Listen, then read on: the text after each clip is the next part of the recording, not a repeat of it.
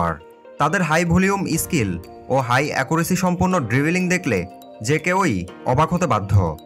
আজকের ভিডিওতে আমরা জানতে চলেছি আর্জেন্টিনার এমন 10 জন উদীয়মান তরুণ তারকা খেলোয়াড় সম্পর্কে যারা কাঁপিয়ে দিবেন 2026 বিশ্বকাপ। তো চলুন ভিডিওটি শুরু করা যাক। Number 10, Pablo Solari. আর্জেন্টিনার পেশাদার ফুটবলার পাবলো সোলারি। তিনি আর্জেন্টিনা প্রাইমেরা ডিভিশনের ক্লাব অ্যাথলেটিকো রিভার প্লেটের হয়ে রাইট উইঙ্গার পজিশনে খেলেন। পাবলো সোলারির ফিনিশিং অসাধারণ আর স্কিল দুর্দান্ত। বল নিয়ে ড্রিবলিং করতে ভালোবাসেন পাবলো সোলারি। কেউ যদি পাবলো সোলারির খেলা দেখেন তাহলে বুঝবেন সোলারি জিনিস। যাক, আশা করি 2026 বিশ্বকাপে আর্জেন্টিনা জার্সিতে মাঠ মাতাবেন পাবলো সোলারি। এই খেলোয়াড়ের বর্তমান market value 8 million euro. Number 9, Luca Romero. বয়স মাত্র 19 বছর। এখনই ড্রিবলিং, রানিং, পাসিং সব কিছুতেই তিনি ভয় দড়িয়ে দেন প্রতিপক্ষকে। দূর থেকে তার খেলা দেখে অনেকেই ধরে নেন এটা লিওনেল মেসি না তো, কিন্তু তারপরেই লাগে খটকা। মেসি কিভাবে বয়স কমিয়ে পরিণত হলেন মাত্র 19 বছরের কিশোরে? না, মেসি নন। আর্জেন্টিনার নতুন এই খুদে জাদুকরের নাম লুকা রোমেরো। উচ্চতায় তিনি মেসির চেয়েও 2 ইঞ্চি কম, মাত্র 5 ফুট 5 ইঞ্চি। মেসির মতো তারও মূল শক্তি হল বাম পা। তিনি লা লিগার ক্লাব ইউডি আলমেরিয়ার হয়ে রাইট উইঙ্গার পজিশনে খেলেন।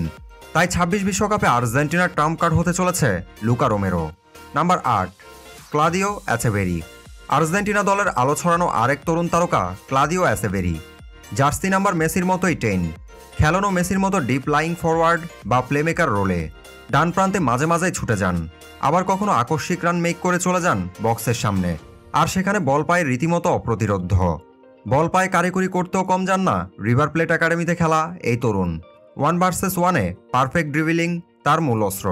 ইতোমধ্যে ফুটবল বিশ্বে নিজের জাত চিনিয়েছেন ক্লাদিও অ্যাচেভেরি। 2026 বিশ্বকাপে আর্জেন্টিনাকে নিয়ে যাবেন এক অনন্য মাত্রায়, সেই ভরসা ফুটবল প্রেমীরা করতেই পারেন।